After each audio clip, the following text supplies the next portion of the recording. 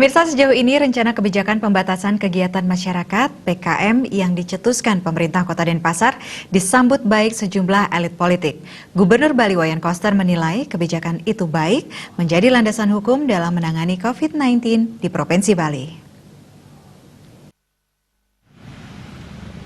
Senada dengan Gubernur, Ketua Komisi 4 DPRD Provinsi Bali, Gusti Putu Budiarta juga menyambut positif ketegasan pemerintah Kota Denpasar.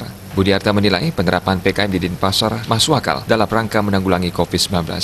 PKM sudah sesuai dengan aturan pemerintah pusat. Pembatasan kegiatan masyarakat bukan berarti seluruh kegiatan berhenti. Masyarakat disarankan untuk membatasi kegiatan yang tidak mendesak. Sedangkan kegiatan yang bersifat mendasar seperti bekerja dan peningkatan perekonomian lainnya tetap diberi akses, hanya saja skalanya dibatasi. Ia menilai Kota Denpasar memang lebih relevan menerapkan PKM dibanding dengan pembatasan sosial berskala besar PSBB sebab akan berdampak kepada kestabilan ekonomi masyarakat. Kasus COVID-19 di Denpasar, lonjakan yang positif dinilai tidak terlalu signifikan dan tingkat sembuh juga lumayan tinggi. Ia menambahkan kebijakan pemerintah Kota Denpasar ini juga harus didukung masyarakat sehingga tujuan untuk menekan angka pertumbuhan kasus positif dapat berjalan optimal.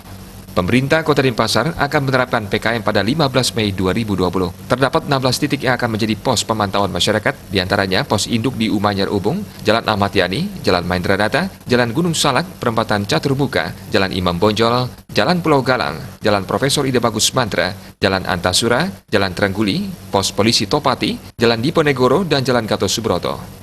Sasaran yang akan dibidik yakni pengendara tanpa masker, kerumunan massa, jam operasional toko, pergerakan masyarakat tanpa tujuan jelas, kendaraan roda 4 yang penuh penumpang, kendaraan barang, pengendalian angkutan dalam jaringan, cek suhu tubuh yang dilakukan secara sampling, pedagang bermobil dadakan, hingga pergerakan mudik.